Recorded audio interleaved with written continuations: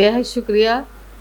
अब दो जुमलों में बात कैसे की जाए लेकिन फिर भी मैं स्टेज पर तशरीफ़ फरमा चेयरमैन उर्दू एकेडमी चौधरी कैफुल वरा साहब, सेक्रेटरी साहब और हम सब के लिए काबिल एहतराम प्रोफेसर काजी अफजाल साहब, काजी जमाल साहब, प्रोफेसर हाशिम साहब और प्रोफेसर ख्वाजा इकराम साहब और हिंदुस्तान के कोने कोने से यानी कश्मीर से कन्याकुमारी तक से तशरीफ़ लाए हुए उर्दू के चाहने वालों और तमाम हाज़रीन जलसा को मैं अपनी तरफ से और सबकी तरफ से मुबारकबाद देती हूँ कि इस मौके पर सब लोग इकट्ठा हुए और बहुत सारी बातें हुई। बहुत थोड़ा सा मैं ज़िक्र करूँगी। मकालात बहुत अच्छे रहे, बहुत जामे रहे और बहुत मालूमाती रहे। सबका फ़र्दन ज़िक्र यहाँ पर करूँगी तो अभी मुझे काजी अफजाल साहब को सुनना है, जमाल साहब को सुनना है, हमारे सब बड़े अभी बैठे हैं।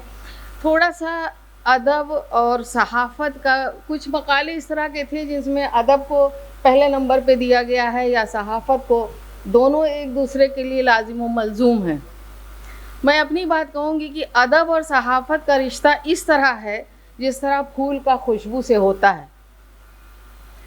लेकिन मैं दयारे गंगो जमन की हूँ, इसलिए मुझे तशबीह के लिए संगम से बेहतर कोई जगह नज़र नहीं आती जहाँ दोनों एक भी हैं और अलग भी हैं। तो सहाफ़त भी है, एक भी है, अदब और सहाफ़त अलग भी है। अदब ऐसी अक़दार को पेश करता है जो वक्त की पाबंद नहीं होती, लेकिन सहाफ़त नाम ही है उन तहरीरों का जिनमें ज़माने की बुनियाद पर उनकी पहचान और शिनाख्त होती है। जैसे रोज़ाना अखबार है, ये शामनामा है, ये सहरोज़ा है, ये हफ्तावार है, ये माहनामा है और ये सहमाही रिसाला है। ये तक़सीम ही सहाफ़त को अदब से अलग करती है। मगर ये भी एक सच्चाई है कि अदब सहाफ़त को इस हद तक मुतासिर करता है कि कभी कभी सहाफ़त अदब के बग़ैर एक कदम नहीं चल सकती। जहाँ अदब को इस तरह के सहारे की ज़रूरत नहीं होती है। मसलन रतननाथ सरशार का फसाना आज़ाद अवध अखबार का सरमाया था। अगर कभी फसाना आज़ाद की किस्त शाये नहीं होती तो अखबार मुतासिर हो गया होता, लेकिन सरशार पर इसका असर नहीं पड़ा। दरअसल सहाफ़त की जो बहुत सारी किस्में हैं उनकी बुनियाद तो उलूम पर है, जैसे सियासी, माशी, मजहबी, तिब्बी व साइंसी। अदबी सहाफ़त मेरे ख़्याल में अबदी क़द्र की हामिल होती, इसलिए आज बहुत सारे जो मकालात पढ़े गए उसमें अदब और सहाफ़त के रिश्ते पर भी रोशनी बखूबी डाली गई है। मैं शुरू से जो दो तीन मैंने देखे हैं उनको मैं बयान करती हूँ कि जैसे सर सैयद की सहाफ़त पर अबू बशर साहब ने पेश किया, तो यहाँ पर आने से और सुनने से यानी एकेडमी को मैं मुबारकबाद देती हूँ कि इतना अच्छा मौजू जिसको बहुत ज़्यादा अहमियत नहीं होती कहीं कहीं, लेकिन आपने एकेडमी ने और इत्तेफाक से कैफुल वरा साहब के वक्त में ये 50 साल पूरा हो रहा है, तो ये तारीख़ हो गई कि आपने प्रोग्राम भी कराया और मौजू भी इतना अच्छा रहा। जब सर सैयद की बात आती है तो सहाफ़त की बात आती है और उनकी सारी अब्दुर्रहमान फ़ैसल ने जो सहाफ़त में जो नया नुक्ता निकाला, मैं थोड़ा सब का ज़िक्र करना चाहती हूँ, क्योंकि जब मकाला कोई लिखता है तो उसको भी ज़रा सा एक्नॉलेज करने की या उसका भी शौक़ होता है कि हमने जो लिखा, जो हमने मेहनत की, वो कितने लोगों के समझ में आई। अब्दुल समी साहब ने बनारस में उर्दू सहाफ़त के हिसाब से बात की है और ये सभी ज़्यादातर मकाला निगार ने ये बात कही कि अब ऐसा नहीं है, उर्दू सहाफ़त का वो मेयार नहीं है, उर्दू सहाफ़त की में वो तरक्की नहीं हो रही है। तो मेरी ये दरख्वास्त है कि जिन लोगों ने ये सब बातें कही हैं, जैसे अब्दुल समी साहब को JNU سے بنارس بھیجا گیا ہے تو وہاں وہ اخبار کی تعداد اور سرکولیشن بڑھانے کی کوشش کریں، کیونکہ ہم لوگ ہی کریں گے تو یہ کام آگے ہوگا، لکھنے سے نہیں۔ ڈاکٹر شریف الدین صاحب نے پوری تاریخ بیان کر دی ہے، وہ بھی ضروری تھی ہم لوگوں کے لیے، کیونکہ تاریخ جاننا بھی بہت ضروری ہے۔ ڈاکٹر ابرار احمد نے انتظار حسین کی صحافت کے اعتبار سے بڑے اچھے، اور انہوں نے ہی ادب اور صحافت کے رشتے پر بھی بات کی ہے، جو کا پرمغز مقالہ تھا ان کا۔ سہیل انجم صاحب کے مقالے کی بات ہی کیا کہنا، ہم لوگ اور بھی سننا چاہ رہے تھے، لیکن وہ بار بار ناظم صاحب یہ بتا رہے تھے کہ کھانے کا وقت بھی ہو رہا ہے اور کچھ لوگوں کو جانے کی بھی بے چینی تھی، تو جلدی سے سب ہو جاتا تو ہم لوگ نکل جاتے، لیکن آپ نے بہت اچھی طرح سے اس کو پیش کیا۔ اور حقانی القاسمی صاحب نے تو اتنی انکساری دکھائی کہ جی میں جتنا چھوٹا ہوں اس سے چھوٹا میرا مقالہ ہے، لیکن واقعی آپ کا تو جہاں بھی سنتے ہیں ہم لوگ اس میں تعریف ہی کرتے ہیں کہ آپ واقعی کیا لکھتے ہیں۔ آپ نے حاشیت اور صارفیت کے حوالے سے جو بات کہی ہے وہ ہمارے خیال سے سبھی لوگوں کے لیے ایک بہت انفارمیشنل چیز ہے اور سوچنے کا موقع دیتی ہے۔ جیسے دلت ڈسکورس تھا اور حاشیت کی بات کی تھی کہ اردو اور جو اخبار نویسی میں جو مسلمانوں کے جذبات کو اور آگے پرووک کرنے کی بات کی ہے، اس سے کوئی فائدہ نہیں ہونے والا ہے۔ طارق منظور صاحب اور شکیل شمسی صاحب نے تو پوری، ہم شروع سے ہی سوچ رہے تھے کہ ابھی تو تاریخ کی بات ہو رہی ہے، یعنی ماضی کی بات ہو رہی ہے، جب شمسی صاحب بات کریں گے تو پریزنٹ کی کریں گے، اب ہم کہاں پر پہنچیں۔ اور media, print media, digital media, ان سب کی بات آپ نے کی، اور میں پھر ایک بار سب کو مبارکباد دیتی ہوں جنہوں نے مقالے پڑھے ہیں، اور چیئرمین صاحب کا میں خاص طور سے شکریہ ادا کرتی ہوں کہ اتنے بڑے اسٹیج پر ہم لوگوں کو بیٹھنے کا موقع دیا، افضال صاحب کے ساتھ، جمال صاحب کے ساتھ، اور خواجہ اکرام صاحب دلی سے تشریف لائیں، ہاشم صاحب، اور تمام لوگوں کے بیچ میں ہم لوگوں کو، اگر آپ ہم کو دعوت نہ دیتے تو ملاقات کہاں ہوتی اتنے لوگوں سے، تو آپ کا بے حد شکریہ۔ اور جمال صاحب دیکھ رہے ہیں کہ اب یہ جلدی کریں کیونکہ ابھی کچھ تو ان کو بہت کچھ کہنا ہے۔ بے حد شکریہ۔ شکریہ میم، بہت بہت۔ میں اگلے صدر پروفیسر سید محمد ہاشم صاحب سے درخواست کرتا ہوں، آپ علی گڑھ مسلم یونیورسٹی کے شعبہ اردو کے صدر اور ڈین فیکلٹی آف آرٹس رہ چکے ہیں۔ فکر و نظر کے نام سے ایک سہ ماہی مجلہ نکلتا ہے علی گڑھ سے، اس کے مدیر آپ رہ چکے ہیں۔ دوران ادارت آپ نے کئی یادگار نمبر، جن میں سر سید نمبر، حالی نمبر اور شبلی نمبر اور مشتاق احمد یوسفی نمبر وغیرہ بھی شامل ہیں۔ آپ کی کئی کتابیں سند کی حیثیت رکھتی ہیں، جن میں تحقیق و تدوین، اردو تنقید کی اساس، اقبال فکر و فن، سید سلیمان ندوی سیرت و شخصیت، اور سید سلیمان ندوی حیات اور ادبی کارنامے وغیرہ بہت ہی اہم ہیں۔ سر، آپ سے درخواست ہے کہ آپ آئیں اور ہم لوگوں کی حوصلہ افزائی کے لیے دو چار کلمات کہیں۔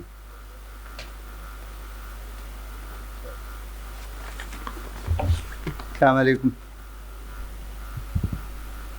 دیر بہت ہو چکی ہے اور میں نے معذرت کر لی تھی کہ ہمارے سب سے اچھے اور فصیح البیان مقرر قاضی جمال حسین صاحب ہیں، وہ ہم تینوں کا کام سنبھال لیں گے، لیکن ان کا اصرار تھا اور حاضری ہوئی ہے، تو دو ایک باتیں جو ذہن میں آئی ہیں ان کے عرض کرتا ہوں۔ صحافت کی گود میں پیدا بڑھا ہوں۔ اردو صحافت 1822 سے 1857، یہ ایک بہت بڑی شخصیت کی کتاب ہے۔ وہ اس شخصیت کی کتاب ہے، تحقیقی مقالہ ہے، جس کا نام نادر علی خان ہے۔ وہ میرے پی ایچ ڈی کے سپروائزر تھے۔ ان کے ساتھ میں 1980 سے، اور ابھی پچھلے سال تک جب ان کا انتقال ہوا ہے، مسلسل رہا ہوں۔ تو ان کی وہ کتاب اور اردو طباعت کی تاریخ پر کتابیں، دونوں تینوں کتابیں، اور انگریزی اس کے ترجمے، وہ مجھے مستحضر ہیں۔ میں آج کی گفتگو کے لیے یہ سوچ کر کے آیا تھا کہ کچھ نادر صاحب پر بولوں گا، لیکن حق ان حضرات کا تھا جنہوں نے مقالے پڑھے، تو اب مجھے اس کا حق نہیں پہنچتا کہ میں ان پر تفصیل سے گفتگو کروں، اور بہت تفصیلی انہوں نے کتابیں لکھی، عتیق صدیقی صاحب، عبدالسلام خورشید صاحب، امداد صابری صاحب، اور جتنے بڑے بڑے ہمارے علماء تھے اس موضوع سے متعلق لکھنے والے، ان سب کا مطالعہ اور اس کا جسر انہوں نے پیش کیا ہے۔ نادر صاحب نے تجزیاتی مطالعہ کیا ہے، پروفیسر عالم سرور نے اس پر 2 صفحے اور پروفیسر عرفان حبیب صاحب نے 3 صفحے انگریزی میں اس پر لکھے ہیں، ان دونوں کتابوں پر۔ تو یہ سب سے اہم کتابیں اس وقت کی، اور اس کے بعد جو کتابیں وجود میں آئی ہیں، سامنے آئی ہیں، وہ ان پر اضافہ ہے۔ تو اس پر تو میں کچھ نہیں بول رہا، لیکن ان حضرات مجھے اس کی یہ بھی عرض کر دوں کہ اس وقت ابھی انہوں نے تذکرہ کیا کہ ایک رسالے سے میں وابستہ ہوں، تو یہ رسالہ ہے فکر و نظر، علی گڑھ یونیورسٹی کا یہ رسالہ ہے فکر و نظر۔ یہ 6-7 سال سے میں اس سے وابستہ ہوں۔ ابوالکلام نمبر بھی نکلا ہے، اور یہ سر سید نمبر، اور یہ ابھی پچھلے مہینے پھر سر سید نمبر نکالا تھا۔ اس میں پہلا مضمون جو ہے وہ سر سید کے پورے کارنامے 70ویں سال سے لے کر کے اور 81 سال کی عمر تک جو کچھ انہوں نے لکھا ہے انتقال سے 1 ہفتے پہلے تک، اس سب کی فہرست اس میں پیش کی ہے، سب سے اب پہلے نمبر پر۔ یہ سب کے لیے بڑی قیمتی چیز ہے۔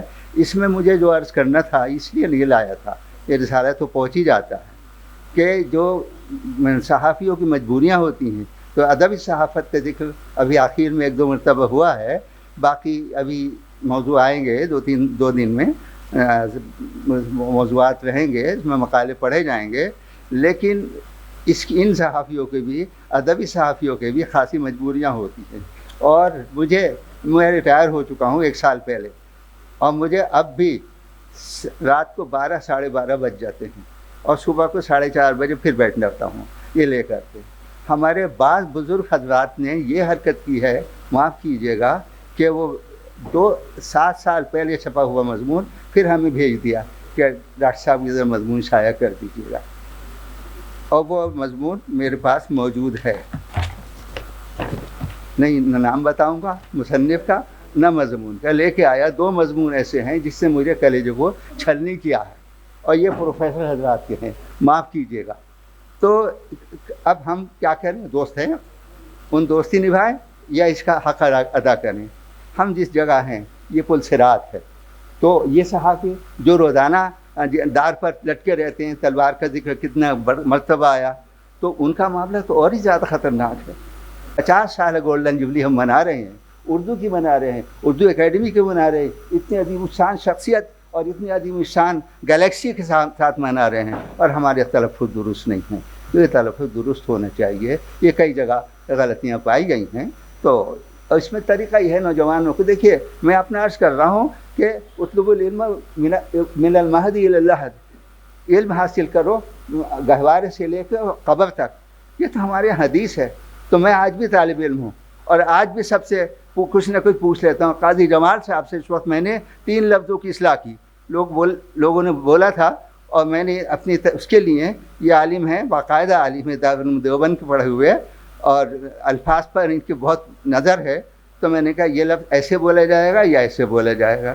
تو آخر وقت تک آدمی طالب علم رہتا ہے، تو ہمارے جن نوجوانوں نے مقالے لکھے اور اپنے استادوں کو نہیں سنائے، انہوں نے ظلم کیا، ان کو سنانے چاہیے تھے یہاں آنے سے پہلے۔ ہمیشہ یاد رکھیں کہ وہ سنائیں اور اپنے معتبر استاد کو سنائیں، ان کی غلطیاں ہمیشہ رہ جائیں گی۔ ایک پروفیسر تھے، میں طالب علم تھا، حرکتی اس وقت بھی کرتا تھا، تو وہ تقریر کر رہے تھے وہاں ان سیمینار میں، علی گڑھ یونیورسٹی کے پریم چند سیمینار میں، اور ایک یونیورسٹی کے وہ تھے صدر شعبہ، سابق صدر شعبہ، اور انہوں نے پریم چند پر 4 غلطیاں کی تھیں، اس وقت کی بات ہے 78-79 کی، اور ہم 2 لوگ تھے، اور ہم ذرا چلا دیا کرتے تھے، یہ کر کے ہم اظہار کرتے تھے اپنی اس کا بے نیازی کا۔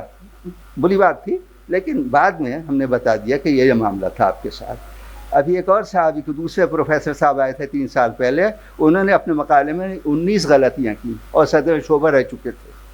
تو میں بس اس کے اب انتقال بھی ہو گیا ان کا، تو یہ معلوم، اور رسالے کے ایڈیٹر بھی تھے، تو یہ معلوم کر رہا ہوں، یہ عرض کر رہا ہوں کہ اگر یہ باتیں لوگ بتاتے نہیں ہیں، میں بھی چلے جاتا 1.5 منٹ میں، یہ تو انہوں نے بہت عافیت کا معاملہ کیا، لیکن میں جو تکلیفیں لے کے جاتا اس پہ مرہم کون لگاتا؟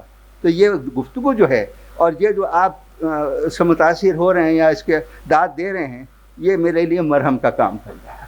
بہت سارے مضامین پڑھے گئے، ان میں خاص طور سے سب پہ گفتگو نہیں کروں گا، سمیع صاحب پر گفتگو ہو چکی ہے اور شریف صاحب پر بھی گفتگو ہو چکی ہے۔ ملک جاوید صاحب نے اچھا وہ کیا، الہلال سے متعلق بہت تجزیاتی مقالہ پیش کیا ہے، وہ بہت اہم بات ہے، چونکہ انہوں نے سن 12، 13، 14، 15، 16 کے جو حالات اور پھر البلاغ اس کے بند ہونے کے بعد البلاغ کی جو تفصیل بیان کی ہے وہ بہت قیمتی ہے۔ سہیل انجم صاحب کے بارے میں تو زبان کھولنے کی گنجائش ہی نہیں ہے۔ جو ہماری محترمہ نے کہہ دیا، میں اسے 100% آمنا صدقنا کہتا ہوں کہ ہماری بڑی خواہش تھی کہ ابھی اور دیر تک وہ کہتے رہتے اور ہم سر دھنتے رہتے، اس میں سب کچھ کہہ دیا ہم نے۔ بہت مبارکباد کی بات ہے۔ ابرار صاحب نے ان کے کالموں پر بہت اچھی گفتگو کی ہے، اور حقانی القاسمی صاحب نے جو مختصر کا تذکرے کیے تھے، اس میں ایک جگہ وہ صحافت میں تعداد کا مسئلہ آ رہا نا کہ وہ خوشیاں بھی ہوتی ہیں اور تکلیفیں بھی ملتی ہیں، تو وہ لگ رہا تھا کہ چھوٹے سے آدمی ہیں، لیکن ایک کتاب 20 اکتوبر 1978 کو شائع ہوئی تھی، شاید حقانی القاسمی صاحب کے ذہن میں ہے، اس کا نام تھا جاج، جاج۔ وہ ایک بہت اس وقت کے ادیب صلاح الدین پرویز کی کتاب تھی، ملی جولی شاعری اور نثری اس کا مجموعہ تھی۔ میں بھی اس وقت جوان تھا، تو خیر اس وقت سے لے کے اور آج تک، اس وقت شیخ عقیل صاحب تک، جو مدیروں وہ ادیبوں کو بڑھانے کے لیے جو علم کام آتا ہے، پیچھے سے اس کا پانی دینے کا، وہ کام حقانی القاسمی اس وقت سے کر رہے ہیں اور آج شیخ عقیل تک اب تک کر رہے ہیں۔ ان کی اور باتیں نہیں کہوں گا، براہ راست ان سے میری ملاقات بھی نہیں ہے، لیکن اس وقت جو انہوں نے مقالہ پڑھا، مقالے کے صرف 2 چھوٹے نکتے، لیکن آپ نے دیکھا اس میں کتنا توسع ہو سکتا، کتنی وسیع ہو سکتی تھی۔ یہ دارالعلوم دیوبند کے فاضل ہیں، بہت بڑا علم ہے اور بہت باخبر آدمی ہیں، انہوں نے ہمارا سب کی رعایت کرتے ہوئے مختصر سے مختصر کیا ہے۔ اللہ تعالیٰ انہیں صحت سے رکھے اور ہمارے چودھری کیفر ولا صاحب کو صحت سے رکھے کہ انہوں نے اتنا بڑا پروگرام کرایا ہے، اور آپ سب نے ان کے آواز پر لبیک کہا ہے۔ کہاں سے یہ جو ابھی ذکر آیا کہ کشمیر سے اور کنیا کماری تک آئے ہیں، یہ آسان نہیں اس موسم میں آنا، اور جیسے باہر ہم نکلتے ہیں تو سب کے سر میں درد ہونے شروع ہو جاتا ہے، جب تک وہاں دوسرے اے سی میں پہنچتے ہیں تو کچھ وہ ہوتا ہے، پھر اس کے بعد درد ہونے شروع ہو جاتا ہے۔ یہ روزانے کی کیفیات ہیں، کس وجہ سے؟ چودھری صاحب کی وجہ سے۔ کس وجہ سے؟ اردو کی وجہ سے۔ اردو کی وجہ سے ہم زندہ ہیں، اور یہ حضرات جو صحافی ہیں یہ تو جانے دے رہے ہیں اپنی، کیسے تلوار لٹکنے کا ذکر آیا ہے، کیسے ان کے ساتھ تکلیف، ان کو مشقتیں دی جا رہی ہیں، کیسے قتل کیا گیا، واقعہ ان کا ذکر آیا محمد حسین آزاد کے والد کا کل سے، اور کیسے آج کل تک جو باتیں ہوں گی۔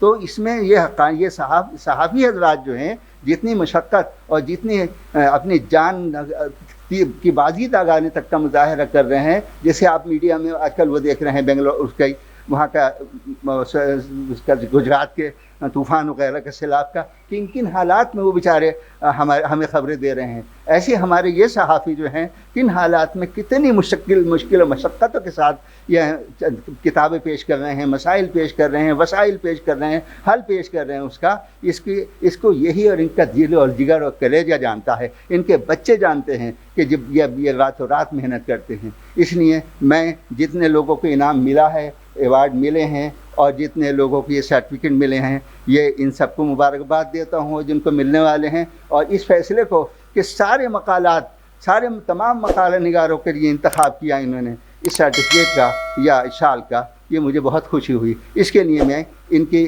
عزم کو مبارکباد سلام کرتا ہوں کہ انہوں نے سب کو اس طرح سے، تمام حضرات کو جو مقالہ نگار ہیں، جو یہاں ڈائس پر آ کر کھڑے ہو گئے، ان سب کو انہوں نے اپریشیٹ کیا ہے، ریکگنائز کیا ہے ان تمام باتوں کے لیے، اور دوسرے اراکین جو ہیں اس اکیڈمی کے، ان سب کو بھی جن سے میری کل سے ملاقات ہو رہی، ان سب کو میں بہت بہت مبارکباد دیتا ہوں، اور جن لوگوں نے اس پورا پروگرام ان کا انعقاد کیا ہے اور دن رات رکھ کر کیا ہے، میں ان سب کو مبارکباد دیتا ہوں اور بہت بہت شکر گزار ہوں ان سب کا. سلام.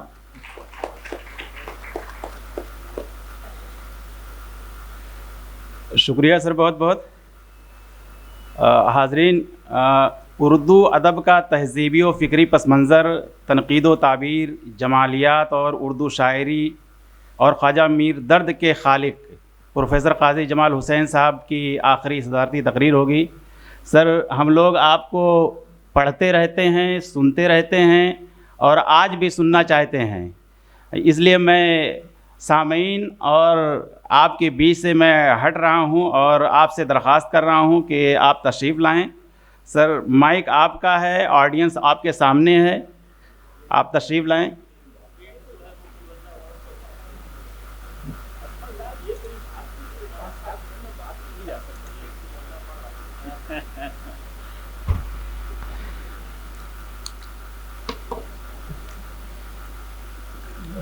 دیکھیے، مائک ہمارا ہے، اکیڈمی ہماری ہے، لوگ ہمارے ہیں، احباب ہمارے ہیں. اس کا ہرگز یہ مطلب نہیں ہے کہ میں اس کا کوئی ناجائز فائدہ اٹھاؤں اور وقت کی پابندی نہ کروں.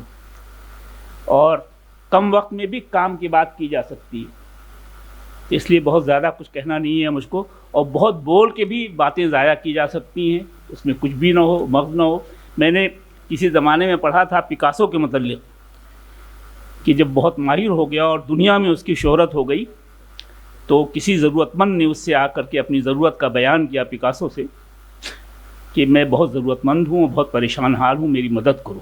پکاسو نے کہا میرے پاس پیسے ایسے تو نہیں ہیں، میں تمہارے لیے ایک تصویر بنا دیتا ہوں، اس کو بازار میں بیچ لینا تم. تو 2 یا 3 منٹ میں پکاسو نے کوئی اسکیچ بنایا اور اس کو دے دیا اور کہا لے جاؤ، یہ بہت مہنگی بکے گی، اور نیچے اپنی دستخط کر دی.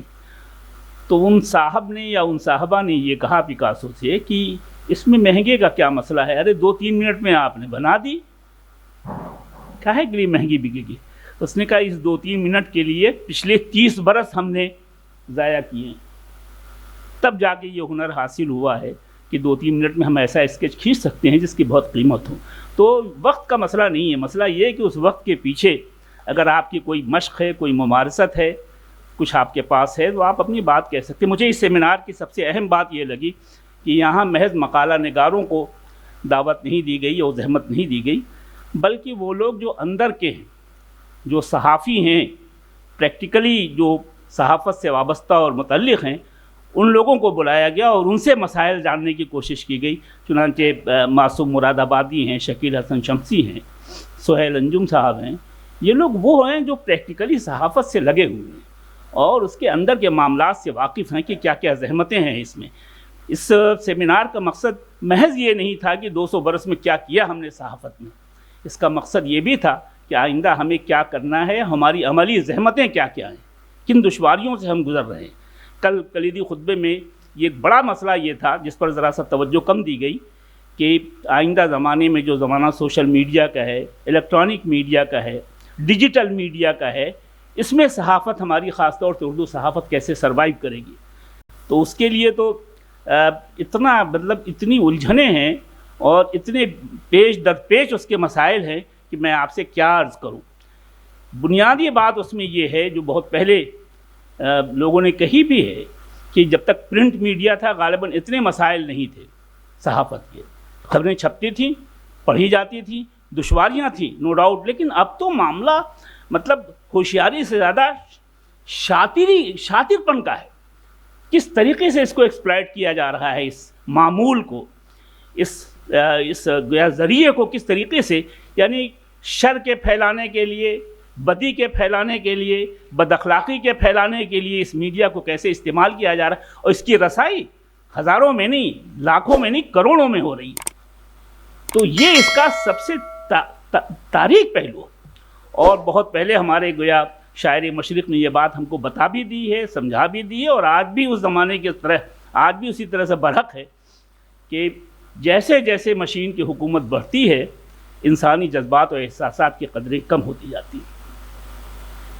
احساس مروت کو کچل دیتے ہیں آلات، ہے دل کے لیے موت مشینوں کی حکومت. تو آج کل مشینیں جو ہماری زندگی میں داخل ہو گئی ہیں، موبائل سے لے کر کے بڑی بڑی مشینوں تک، جس طریقے سے ہماری زندگی کا حصہ ہو گئی ہیں، اور جس طریقے سے ہم ان کے اسیر ہو گئے ہیں، جس طریقے سے ہم ان کی ایک گویا سازش میں گرفتار ہیں، اور مشکل ہماری یہ ہے کہ ہم کو اس کا احساس بھی نہیں کہ ہم سازش میں گرفتار ہو چکے ہیں۔ تو ذرا سا اس سے بہت بچ کے رہنے کی ضرورت ہے، بہت ہوشیار رہنے کی ضرورت ہے۔ خبریں تو بڑھ رہی ہیں، لوگ بڑھ رہے ہیں، بڑھنے کے ذرائع بہت ہو گئے ہیں، لیکن اس کے ساتھ جو چیزیں ہم سے رخصت ہو رہی ہیں، کل قاضی افضال صاحب نے بھی یہ بات کہی اپنے صدارتی خطبے میں کہ ہم کو ذرا سا اپنے ماضی کی طرف پلٹ کے دیکھنا چاہیے۔ شاہ ولی اللہ ہیں، مولانا محمود الحسن ہیں، کیا قدریں یہ لوگ ہم کو دے گئے تھے۔ تو انسانی قدروں کی بہت بنیادی حیثیت ہے صحافت میں۔ صحافت تو بڑی دوررس چیز ہے نا، محض یہ کہہ دینا کہ صحافت ٹیکسٹ ریٹن ان ہیسٹ، صحافت وہ عبارت ہے، وہ تحریر ہے جو جلدی میں لکھی لی جائے، تو اس سے اس کی ناقدری نہیں مراد ہے۔ اجلت میں بھی بہت اچھی تحریریں لکھی جا سکتی ہیں، مہینہ بھر بیٹھ کے سوچنے پر بھی بہت خراب تحریریں سامنے آتی ہیں، تو یہ اس کا عیب نہیں ہے، یہ تو گویا اس کی ایک ڈیفینیشن ہے کہ وہ عبارت جو اجلت میں لکھی جائے وہ صحافت ہے۔ ہمیں رات میں خبر مل رہی ہے اور سویرے اس کو چھپنا ہے، تو کیا ہم اس کے لیے ہفتے بھر بیٹھے رہیں، سوچتے رہیں، اس کے بارے میں غور کرتے رہیں؟ ہرگز نہیں۔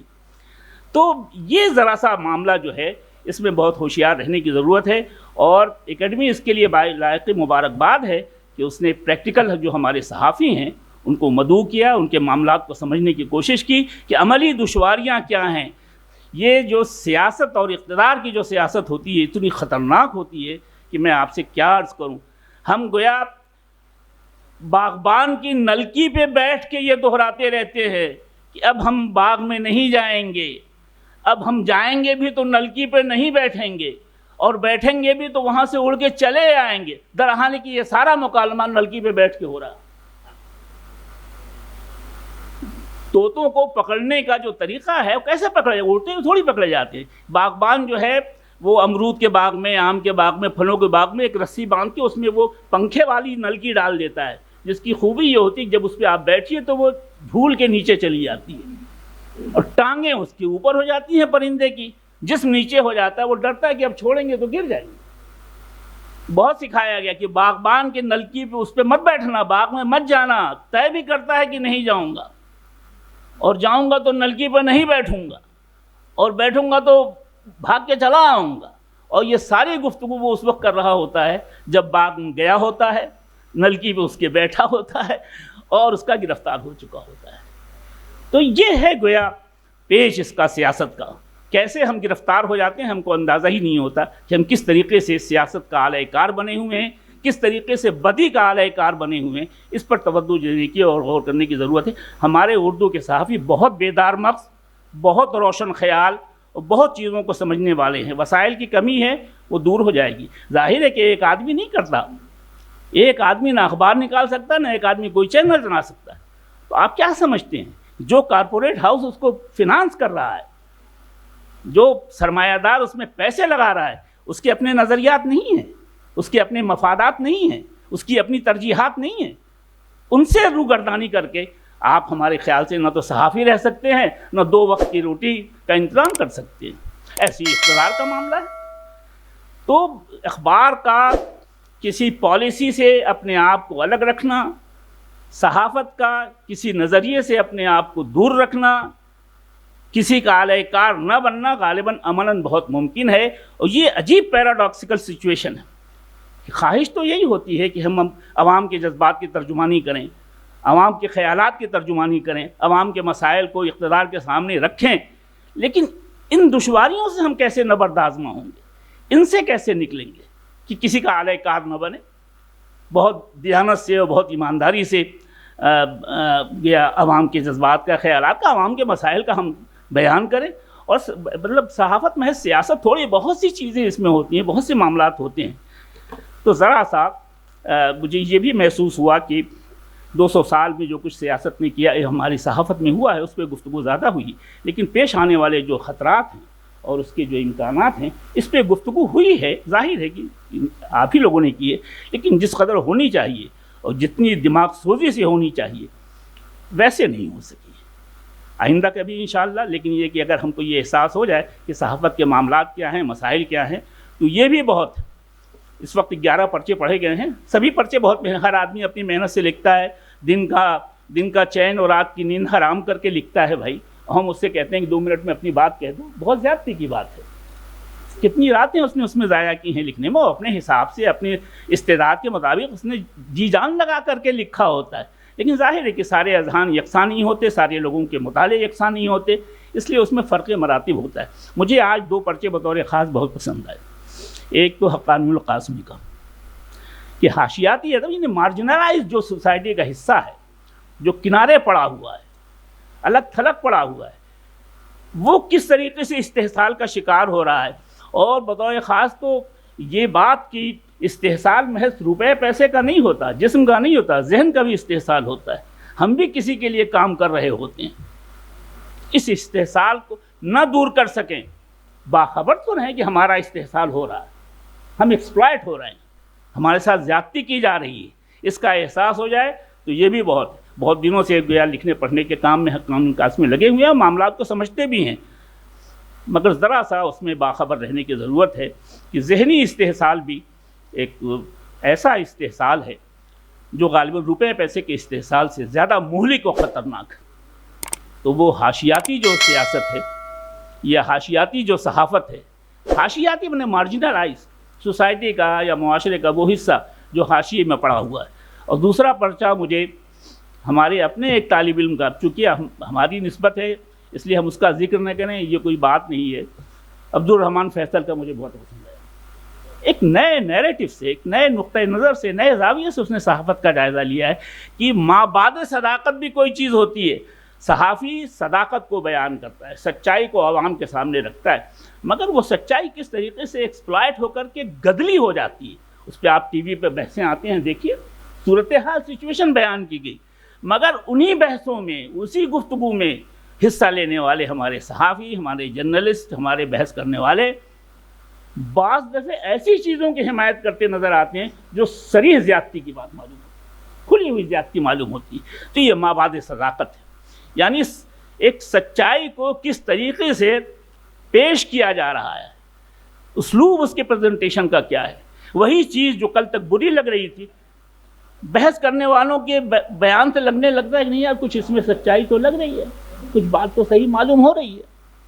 تو یہ جو ہے ذرا سا، اور پھر یہ کہ جھوٹ کی ثقافت جو ہے، جھوٹ کو اتنی دفعہ کہو کہ وہ سچ لگنے لگے اور آدمی کے اپنے ویژن پر، اپنے پرسیپشن سے شبہ ہونے لگے کہ ہم ہی شاید غلط سمجھ رہے ہیں. تو یہ 2 پرچے سبھی اچھے تھے، بہت اچھے تھے. سر سید کی صحافت ہے یا مولانا آزاد کی صحافت ہے یا اور جو ہمارے صحافی ہیں، انہوں نے بڑے خدمات انجام دیے ہیں، بہت کام کیے ہیں. اور ادب کو جتنی توجہ سے ہم پڑھتے اور سنتے ہیں، صحافت کا حصہ یا صحافت کا مرتبہ اس سے ہرگز کم نہیں ہے. اس کا دائرہ کار، اس کا رینج ادب سے بہت زیادہ ہے. ہر صبح اٹھ کر کے معمولی آدمی جو ہے، معمولی آدمی چائے کی دکان پہ بیٹھ کر کے انقلاب اخبار کھوجتا ہے، دینک جاگرن کھوجتا ہے، چاہے جتنی غلط باتیں اس میں ہوں کہ آج کیا ہوا، کیسے ہوا، کیا ہوا. تو اس وجہ سے کہ چونکہ جلدی میں لکھ دیا گیا ہے، فوراً لکھ دیا گیا ہے، بہت ذہن، آپ کا خیال ہے کہ ذہن نہیں لگتا، بہت ذہن لگتا ہے. ذرا سا ٹوئسٹ سے صحافی کسی خبر کو کہاں سے کہاں پہنچا سکتا ہے. لفظوں میں وہ طاقت ہوتی ہے، ذرا سا اپنے طرز بیان سے، اسلوب نگارش سے کسی صورتحال کو یا شر سے خیر کی طرف اور خیر سے شر کی طرف گھما سکتا ہے. تو اس کا رینج جو ہے یہ بہت زیادہ ہے، لاکھوں کروڑوں میں ہے. شاید ادب اتنے لوگ نہیں پڑھتے، شاید کیا یقیناً ادب اتنے لوگ، شاعری ہے، افسانہ ہے، اتنے لوگ نہیں پڑھتے جتنا اخبار پڑھا جاتا ہے. صبح اٹھ کے پہلا کام میں بھی یہی کرتا ہوں نماز پڑھنے کے بعد کہ اخبار آیا کہ نہیں. تو دیکھو اردو کا اخبار اور ہندی کا اخبار اور انگریزی کا اخبار کہاں ہے. اور ذہن سازی انہی سب واقعات سے ہوتی. واقعہ تو ایک ہی ہے لیکن اس کا طرز تحریر، اس کا پریزنٹیشن، اور کوئی بیان دنیا کا، کوئی بیان غیر جانبدار ہوتا بھی نہیں، ہو بھی نہیں سکتا ہے. ہمارے عقائد، ہمارا پس منظر، ہماری روایات اس کو کنٹرول کرتی رہتی ہیں کہ اس کو ہم کس طریقے سے دیکھ رہے ہیں، کس طریقے سے بیان کر رہے ہیں. تو یہ آپ توقع کریں کہ ایسا کوئی صحافی آ جائے گا دنیا میں جو غیر جانبدار بیان دے گا، ہوتا ہی نہیں ہے، ممکن ہی نہیں ہے. آدمی ہیں آپ کے پاس ذہن ہے، آپ کے پاس دل ہے، آپ کے پاس آنکھیں ہیں، تو آپ غیر جانبدار ہو بھی نہیں سکتے. تو اصل چیز یہی ہے کہ وہ ٹوئسٹ جو ہے وہ خیر کی طرف جا رہا ہے، سماج کے حق میں جا رہا ہے، انسانوں کے حق میں جا رہا ہے کہ نہیں جا رہا. اصل چیز ہے، اور اسی سے معیار متعین ہوتا ہے کہ کتنا کارآمد ہے معاشرے کے لیے، اس کا دائرہ کار بہت بڑا ہے صحافت کا، یہ کام بھی بہت بڑا ہے۔ ہم لوگ اپنی نادانی اور بے خبری سے غالباً ادب کا درجہ ادب کے درجے میں اس کو نہیں رکھتے ہیں، لیکن صحافتی ادب بہت معمولی چیز نہیں ہے، آسان بھی نہیں ہے۔ ہم سے کوئی کہہ دے کہ 1 گھنٹے میں یہ چیز لکھ دو، ہمارے لیے بہت مشکل ہو جائے گا۔ تو اس کامیاب سیمینار کے لیے بطور خاص اس سیشن کے سیمینار کے لیے ایک تو یہ کہ ہمارے پریکٹیکل جو جرنلسٹ ہیں وہ موجود ہیں، جو ایک عمر سے لگے ہوئے ہیں، ایک زمانے سے لگے ہوئے ہیں صحافت سے، ان کی خدمات آپ نے لی، ان سے ان کے مسائل سنے، ان سے ان کی باتیں سنی، اور ہم کو اندازہ ہوا کہ کیا مسائل ہو سکتے ہیں اور کیسی نظر ہے ان لوگوں کی۔ یہ لوگ ایسا تھوڑی ہے کہ آج گویا کل اخبار نکلا پرسوں سے صحافی ہو گئے، بہت نظر ہے ان لوگوں کی۔